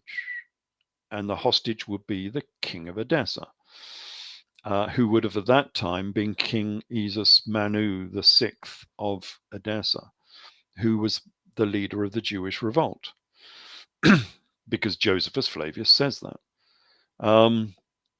And so, he ran along to someone like Titus, who had the authority to get these people taken down early. I mean, this was obviously not someone like Joseph of Arimathea just doing it. It wasn't someone like Josephus doing it. They didn't have the authority. They needed the authority of someone in command. And permission was given. They were taken down, as you say. And 2 of them died and 1 of them survived. And that's a perfect simile to the gospel crucifixion story. The leaders of the revolt, 3 of them on a cross, all being crucified, being taken down early, giving medical attention, and 1 of them surviving. Or as Christians like to say, being resurrected from the dead. But, in rational terms, they just survived. 1 of them survived. Mm. So, what was the rest of that question? Is there anything I've missed there? I don't think so. I think you've covered it. It was just about the crucifixion that took place. Why did they do it? It was pure pragmatism by Josephus Flavius, who understood the value of a hostage. I like to say this, but it is a truism. It's exactly what Britain did to Napoleon Bonaparte. We could have very easily killed him, but we didn't. We sent him into exile in Elba, which is an island in the Mediterranean, which was a little bit stupid because it was too close to his homeland, and he escaped and started another war, which ended with the battle at Waterloo, which he again lost. Wellington won. And this time, again, we didn't kill him, even though we could have done very easily, because we wanted a hostage for the fidelity of the French people. We didn't want to upset all of France by killing their emperor and starting yet another war, perhaps. Much better to take the guy and stick him into prison somewhere, which we did. And we sent him down to St. Helena, which is an island way down in the South Atlantic. And there he could not escape. But it's much better to have a hostage than it is to have a dead hostage, because then you have no leverage at all. So that's why he did it. History is always written by the winners of wars, isn't it? And recently I've heard quite a few interesting things about Napoleon, and perhaps he wasn't quite as bad or an evil a character as has been painted out in history. Would you? Yeah, the French. Yeah, the French have been trying to rehabilitate his name a little bit. Although he caused so much strife within Europe, I don't see how you can do that. You know, if you want to be a good emperor, you take over nations by inviting them into your club. Film Napoleon, which the French don't like, because they've portrayed. In fact, I'm not even going to see that film. It's had the worst reviews of any historical film I've ever seen. It's been panned by everybody as being a film about Josephine, not about. So they've gone the typical down the woke road again. You know, they've made it all about the woman, not about Napoleon. But you can't make a film about Napoleon and call it Napoleon if it's all about Josephine. So it's a complete travesty. But they've made the guy out to be apparently a bit of a bumbling fool who's being controlled by his wife all the time. I'm not even sure if they were married. I think they were, because he was married to another lady before he was with Josephine, I think. I don't know his history that well. But anyway, the film is a complete travesty, which has none of the political intrigues of why he was having these wars, why was he in Moscow, all of these sort of things, what happened on the Great Retreat. You know, they did the Great Retreat from Moscow in like about 60 seconds, and suddenly he's back. Now, hold on a minute. You can't do that. I know it's a long story trying to do the whole history of Napoleon, but even so, apparently it's the worst ever, that film. But yeah, history is written by the winners, and of course we get the history of Napoleon from our perspective in Britain and from the Prussians, who obviously were in that war as well. Yeah. Okay. Right. Let's finish on this one. This is should be nice and straightforward for you, Ralph. So this one comes from Sam Dooley, and Sam has asked, "What does artificial intelligence mean for the future of humanity?" Yeah.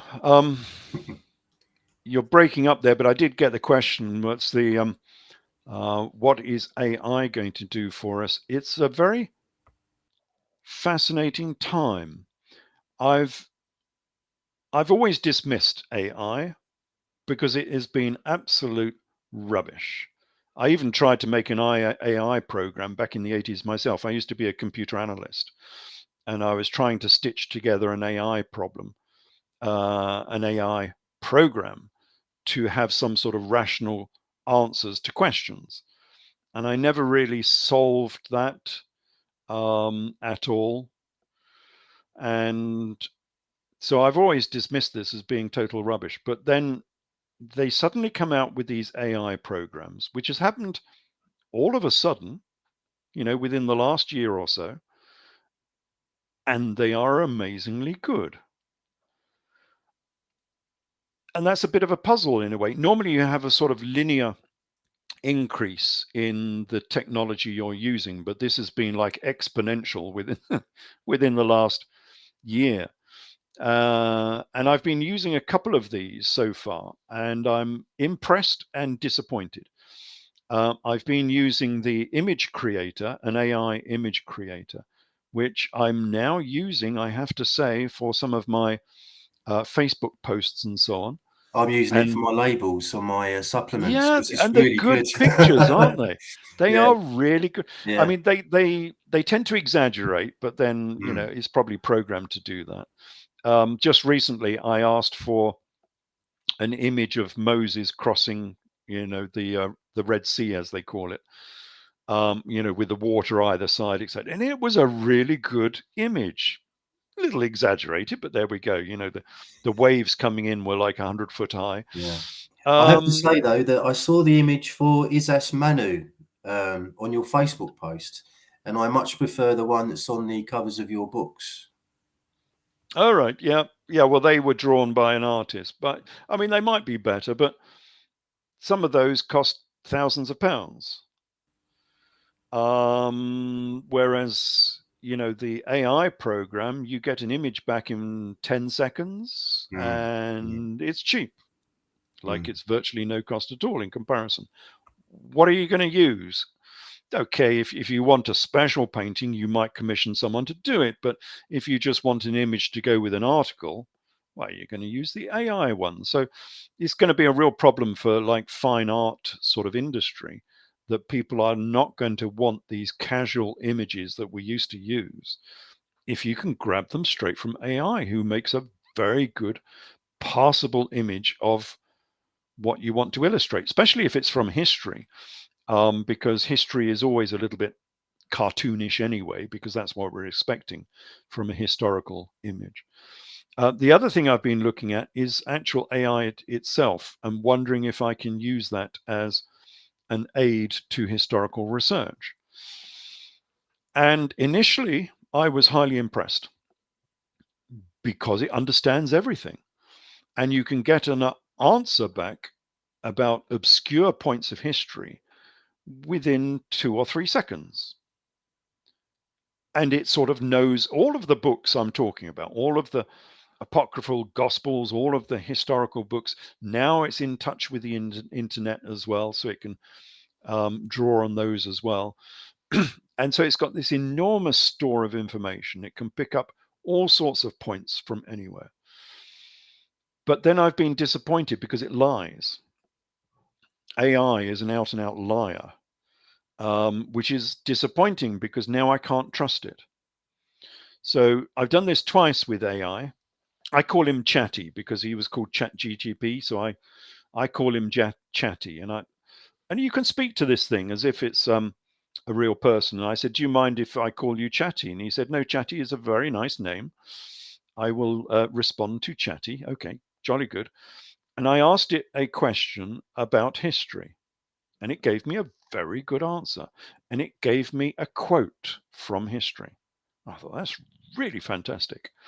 So I didn't recognize the quote, so I looked it up on Google. Now, Google is really fantastic. I don't know if people have ever done this before, but you can get a verbatim quote from any historical book, say Strabo or something, Strabo's geography. You can pick up a quote from Strabo's geography, drop it into Google, and it will come out with the exact reference where it is. How it does that, I don't know, because it's got to go through all of the books in the world, as it were, and pick up this little string of words that you've put down as a quote. So I did that with Chatty's quote, and there was no such quote. It didn't exist, according to Google. So I went to the book it had actually referenced, and the reference was not there. So I went back to Chatty and I said, "Look, sorry, that quote you gave me doesn't exist." And Chatty said, "Oh, I'm sorry, I got the reference wrong. It should have come from this journal." So I looked up that journal. The quote wasn't there. So I went back to Chatty and I said, "Look, that quote wasn't there. What are you doing?" And Chatty said, "Oh, I'm sorry, I must have misremembered." So I had to say, I mean, I'm talking to this damn machine like it's a person. I said, "Chatty, you're a computer. You cannot forget." And he said, "Well, yes, I'm sorry. I must have been mistaken." I said, "For goodness sake, if you're going to give a quote, it has to be verbatim, an exact quote from an exact reference that I can actually look up. And there's Chatty saying, yes, I'm very sorry. I should do better next time. I would try harder. Hold on a minute. But the problem is, okay, it's fantastic that I'm talking to this machine like I'm talking to a person, and it has all of this information available. But if Chatty is going to lie to us continually, then how on earth can we trust what it's doing and saying? And the real problem is that if politicians start using Chatty for information, which they are then going to give to the public, and if Chatty is lying, then all we're going to get is bum information from politicians because they're relying on AI to give them answers. And that's rather a danger. Well, this is quite the same as computer modeling, isn't it? You Oh, know, yeah, yeah, who's absolutely. feeding this information into the machine? Yeah, relying on Professor Pantsdown to give us information on COVID. If Americans don't know what we're talking about here, Professor Pantsdown was the chief modeler for COVID during the pandemic, who said that in Britain, 5 million people will die or something daft, which scared the politicians into having lockdowns. So we had lockdowns that we didn't really need because Professor Pantsdown had this stupid model which gave wrong results and had given wrong results previously, which he had done with the mad cow disease. He had completely the wrong results. And he became known as Professor Pantsdown because he instigated the lockdowns. And then during the lockdowns, it transpired that he was visiting Leicester or something to go and see his girlfriend when everyone was supposed to be locked in their houses. And there's the guy who instigated this whole thing, was running up and down the country so he could shag his girlfriend. Professor Pantsdown. And yeah, as you're saying, this is the problem. You can have alarmist scientists and politicians who hijack computer modeling or AI, dear old Chatty, to do whatever they want. And then they can back up their new escapade with all of this wonderful information that they're getting from Chatty, which is a complete load of bollocks. Yes. So impressed, but not impressed. Yeah, I think I'd just like to chime in and say that I think, like any other form of technology, it's good if it helps us progress. But I personally see technology as a double-edged sword. It can be used for good, it can be used for bad.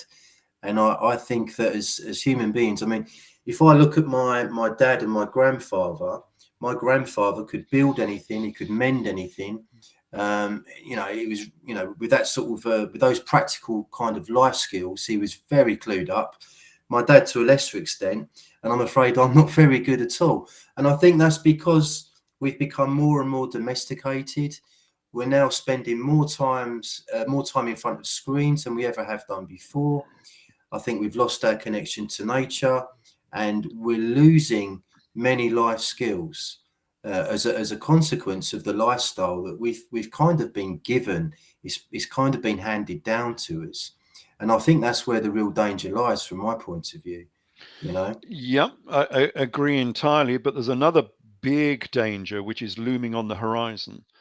Is not in the manual skills that you're talking about so much, but the administrative skills, which is a large part of our workforce and our gross national product. We don't need any of those people anymore. All of those jobs have been made completely redundant. Why do you need an accountant? If AI, I mean, it's the simplest thing ever is AI doing accountancy. So why would you employ an accountant? Why would you need a solicitor? For Americans, that's a lawyer. Because Chatty will know the law much better than any lawyer will. So you would employ Chatty, and you'll get Chatty, and you'll put a computer screen up in court, and you'll get Chatty to ask the questions. Why would you need anything? A news reporter, anything to do with administration and paper shuffling or number shuffling, that's going to be done by Chatty within the next 5 to 10 years. All of those jobs will go.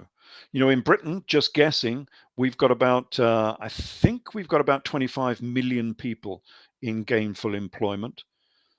That's like 10 million people who are going to be unemployed, nothing to do. What are they going to do? People have said this previously, and I've always said, no, don't be silly, because these computers are just tools, and you're going to need people to actually run the computers, and therefore you're not going to get any unemployed.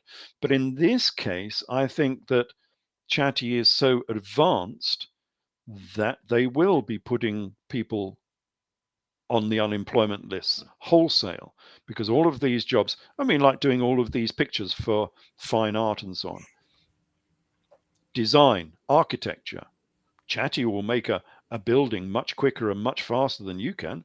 Why do you need an architect? All of these jobs are just going to disappear because AI is going to be able to do all of that. And that's a problem. What do you do with a population where you've got 50% of the population unemployed? Give them all universal credit, as proposed by Elon Musk. And I think it's the guy at the WEF, Yuri Harin or some, I've forgotten his surname. But yeah, there's some very high up people now in the WEF, and obviously Elon Musk, that have suggested that, well, we've got the technology and the robots now to perform many of the jobs that humans are currently doing. So what we'll do is we'll give you all a life of leisure and give you some money, and you can get on with. What do the people do? Never mind the money. What is your life if you're not getting up and going to work and doing something productive and functional? You don't have a life. I agree to a certain extent, but in actual fact, I would love to spend more time growing my own food at my allotment. I'm always complaining that I don't have enough time to read books, and I've got so many different little side projects that I do and enjoy doing that. All of a sudden, I'm thinking, hello, this could be quite good. Yeah, but you're a motivated person. There's an awful people who are not motivated. Go down to your local Weatherspoons, and you'll see all of the drunks and the dossers and the vagrants who don't have a job. They've been unemployed for 30 years. They've never done a day's work in their life. And all they do is sit in the pub drinking and bickering because they've got nothing else to do. They've got no direction in their life whatsoever. And they're just perfectly useless. They're perfectly useless to society, to the nation, and to themselves because they have no direction. Now, you can direct your life and say, I'm going to do a little bit of, home agriculture. What do they call them? Hobby farms or whatever. That's grand. But there's an awful lot of people out there won't, and they'll just become dossers and vagrants because they've got no direction in life. Or what was that? There was a cartoon which I thought was very prophetic some time ago about all of these people on a spaceship. And the spaceship had been set off across the universe to get rid of these people, basically. A little bit like Hitchhiker's Guide to the Universe. You remember when all the telephone sanitizers was sent across? And Blake Seven as well. Blake Seven did something very similar, yeah. But on this ship, I forget, I wish I could remember its name, but on this ship, because they were not allowed to do anything, everything was done for them by the robots and everything else. They were just great fat lumps of lard who did nothing. They couldn't even walk. They were so big they couldn't walk, so they had to have these floating beds that floated them around the spaceship. And they never did anything with their lives. And they were completely and utterly useless. They were just lumps of lard. It was a great little prophetic cartoon. It was a Disney cartoon in the days when they made something decent. But it was actually foretelling what will happen to a society if people have no goals in society. And that's a real danger. We'll end up with a whole load of people who have no goals, no drive, no ambition, no lives, really. What is a life if you have no drive and no ambition, nowhere to go to? And that's going to be a real problem. And I don't know how society is going to solve that problem. Not enough people are beginning able to find things that really turn them on and give them direction in life. Might be all right if you're in the countryside, but if you're stuck in a huge town, what do you do in a huge town? If you've got no job, and you're never going to have a job. It's not that you're unemployed, you're never going to have a job in your life. Where do you go from there? Yeah, it's difficult. I can see it ending in tears, basically. Possibly, very possibly. So is that a thumbs up or a thumbs down for artificial intelligence? Or is it maybe? We're not sure. You're breaking up again. Say that one again. I'm just saying, is that a thumbs up or a thumbs down for artificial intelligence? or is it? Yes. I don't know. Let's wait and like see. everything, it's as you say, it's a double-edged sword. In terms of human advancement, AI can project us into the stratosphere. You imagine people in charge, designing and doing things, having infinite knowledge. So if you want to design something like an airplane or a nuclear reactor or something, somebody that has infinite knowledge and infinite capabilities of how to design something, that could end up with, who knows, the new technologies and new inventions that we could end up with. So that could project mankind into the stratosphere. But then you've got the social problems underneath it. How do you formulate a society that can utilize that sort of technology without just becoming extinct because it's got nowhere to go to? You've got to have some goal in life. This is why I'm a supporter of Elon Musk going to Mars. That's a goal. That's a direction. That's pushing mankind forward. That's the new Mayflower going to America. This is, I hope he calls the first ship that goes to Mars, I hope he calls it the Mayflower, because that's what it would be. That's grand. That's fantastic. And then I gave this talk in a hall a while ago, and I said, look, this is, we need to look forward, not look backwards, because a lot of people are looking backwards and saying, we need to live in harmony with nature and live in mud huts. And I gave them this vision of the future where we could be on Mars and then the moons of Jupiter. And they all said, no, we don't want to do that. I think. Oh, I don't know. I think that's a little bit reductive, Ralph. I really do. I think just because people, I'm suggesting, and maybe other people are suggesting, that we do kind of recover our connection with nature. I'm not necessarily saying that means that we completely disregard technological advancement and we all go back to living in mud huts. I think that's definitely not. No, there is some middle ground, I think, that we can find there. Yeah, but in terms of progression of mankind, there have been many civilizations that have gone into reverse. And it's always been bad for that civilization. It's always ended up with the end of the civilization, with poverty, with death. You look at what happened to the Roman Empire.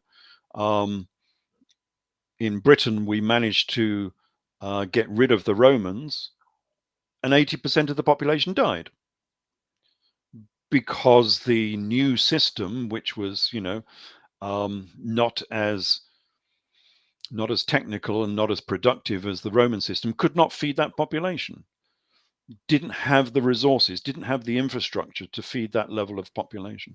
And so, population of Britain and then the population of Europe just nosedived because that civilization collapsed. And that's the problem with stagnating, is that you might end up with a collapse situation, which is why I think, humankind always has to drive forward. Otherwise, we're going to go into reverse. And the trouble is with going into reverse, is you don't normally end up with a stasis. You don't go up and end up on a plateau. You actually start going downwards, and you go downwards very rapidly.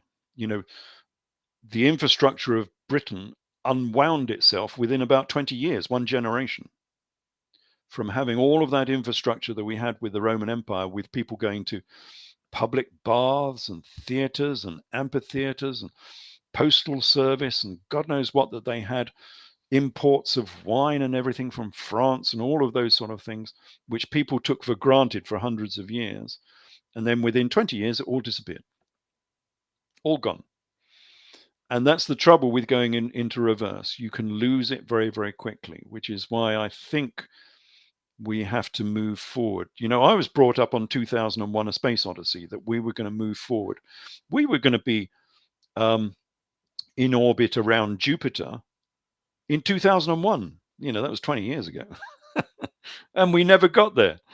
We never even got halfway there. We didn't even get back to the moon again. Well, according to NASA, we've lost the technology to take us to the moon. Well, yeah, but they're struggling. They're having to rely on a private individual because NASA can't do it. Their recent space probe has been, their SLS has been stalled for about 15 years. They've made one launch of this thing, and it costs $4 billion per launch. I mean, it's just ridiculous. Their space capsule that they want to send up to the space station has failed. And then they rejigged it. It had 80 problems on its first launch. So they rejigged it, they launched it again, and it failed for a second time. I mean, literally, you got zero confidence that NASA and Boeing can actually do anything. And so they're relying on a private individual with a private company to send all of their astronauts up into space because NASA can't do it. And you think, how on earth did they get into that position? So yeah, now they're looking towards Musk and SpaceX to go to the moon because they've got no confidence that NASA can do it themselves. And SpaceX. We've seen recently that countries like India and China have gone to the moon, so they clearly have. They've all sent little probes to the moon, and Japan has as well. And NASA has, as you say, lost the ability. And it's not well reported. Musk gets a lot of bad press because people don't like his politics, perhaps, or something. I don't know. He's the brain chip guy. Well, yeah, that's true. People don't like it because he's got Neuralink and all the rest of it. But in rocketry, he's done more in 10 years than NASA did in 70 years. NASA said you could never return a rocket to base. He's just returned his 200th rocket back to base, which if he passed all of those costs on, which he's not doing at present, he's overcharging effectively, which is how he's managing to fund the rest of his exploits in space.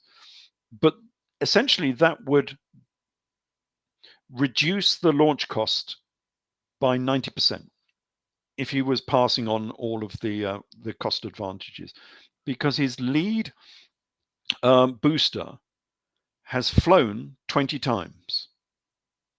So instead of making 20 boosters, and they are the most expensive bit of the rocket because it's got like 9 engines on the bottom of it, instead of throwing it away on every flight, he used it 20 times. And it only failed on the last time because it fell off the barge. So they were trying to bring it back during a storm, and this thing wasn't tied down quite sufficiently, and it fell off the side of the barge. So it didn't actually fail. They just couldn't get it back to base. So 20 times, whereas NASA would have had to have built 20 rockets to do the same job that Musk has just done. You can imagine the extra cost involved of building 20 rockets instead of just having one. I mean, what he's done is absolutely superb in terms of rocketry, which is why I think he will probably succeed eventually in getting NASA back to the moon and his goal, which is to go to Mars. He says there's no point going to the moon. There's nothing there for us. Much better to go to Mars. And he has the technology to do it. I know a few people that might disagree with him on that one. Oh, yeah. Well, yeah, people do. But yeah, I mean, it's quite obvious that these flat Earth naysayers and so on are completely mistaken. It's quite obvious that he has the capability. I mean, he's already sent his car there, for goodness sake. I had to laugh when that happened, of all of the advertising billboards you can possibly have. I'm going to make a rocket, and we can't send people up on the first attempt because nobody does that. You've got to have a test flight first. So I will send my car to Mars. So he did. He strapped his Sportster, which was his own car, and he stuck it on top of the rocket and sent it to Mars. And it did. It went beyond Mars. So it's in an orbit at present that goes out beyond Mars and comes back every 10 years or so, I think it is. Something like that. So it's in this big orbit that goes around the Earth and Mars together, going around the sun at the same time. So yeah, I mean, here's a man who's already sent his car to Mars. I think he will get his rockets to Mars as well. I've got no doubt about it. Certainly hope so. Okay, Ralph, shall we leave it there? We're over 2 hours now. We've had some great questions. Indeed, yes. Thank you, everyone, for sending in your questions. They've been really, really good. Really interesting stuff. Thank you for watching this on my new channel, Esoteric Explorer. Thank you to Ralph for being my very first guest. I hope to have you on again, Ralph, to talk about your recent lectures on net zero. Yeah, that's interesting. Yeah, I've been doing lectures at town halls, as it were, and I've got several more coming up about net zero, about the climate, and about how useless the whole enterprise is. Not that I'm totally 100% against it, but just the things they are trying to do are just not technically possible. And so I've been trying to point that out to councillors. I've just been doing it to the Welsh government, trying to inform them that the policies and the reports that have been sent to government by respected authorities, by Oxford University, by the Carbon Trust, which is an organization that reports to government, and by the Royal Society, that their reports that to government, which are advising them on net zero, are a complete load of rubbish. I mean, hopelessly rubbish. For instance, the Royal Society was it the Royal Society? Yeah, I think it was the Royal Society, was informing the government about electrical energy storage, because we need storage. If we're going to have renewables, which are unreliable, you need some sort of stored energy for when the wind is not blowing. At present, we're using gas to make up the difference. So we need something to make up the difference. And they were giving this report on how much energy we might need and how much is going to be built in the next 5 years. And they were giving the figures in gigawatts, which is not a unit of energy storage, which is complete nonsense. It's like it's like the government asking the committee, how far is it from Chester to London? And the committee says it's 50 miles an hour. What? That makes no sense. And that was in their report. They were using the wrong units of energy storage. So I've got no faith that these people understand what they're doing whatsoever. And most of their costs that they were giving were about 10% of the true costs. And I think that's a danger. What they're trying to do is they're trying to entice government into doing this renewable net zero because it looks cheap, it looks doable. We can do this. It's only 410 million pounds. Sorry, 410 billion pounds is what they came out with, when the true cost is 4.2 trillion, 10 times as much. Now, suddenly you see the problems with net zero, that it's not affordable, that it's not possible. But they're enticing governments into going down this cul-de-sac, really. It's not even a road, it's a cul-de-sac, by saying it's cheap. And it's not cheap. And they're saying it's cheap because they're doing stupid things like leaving out the energy storage, some of them. 2 of the reports left the energy storage out. Now, that's half the cost of the renewables is the storage. So if you leave the storage out of the equation, of course, it looks cheap. And then there was another report by one of them on storage. And they concluded, because they wanted to go for hydrogen storage. So they were going to use hydrogen as an energy store, like a big battery. But the trouble is with the hydrogen cycle is you lose 70% of the energy in the battery. So you're only getting 30% back again, which means it's a very, very inefficient battery. Now that's a problem, because now you need more generation to charge up the battery, because the battery is losing so much energy. And they didn't cost in the extra generation capacity you need to charge up the battery. Well, no wonder it looks cheap if you do things like that, little tricks like that. So I've been trying to advise government how stupid their policies are, because so we can talk about that later. It's quite an intensive little discussion. I'm sure it is. Okay. Thanks very much, Ralph. Thanks everyone for watching. A very happy, healthy and prosperous new year to everyone. I'm really looking forward to this year, partly because of my new channel, Esoteric Explorer. So there'll be lots more videos this year.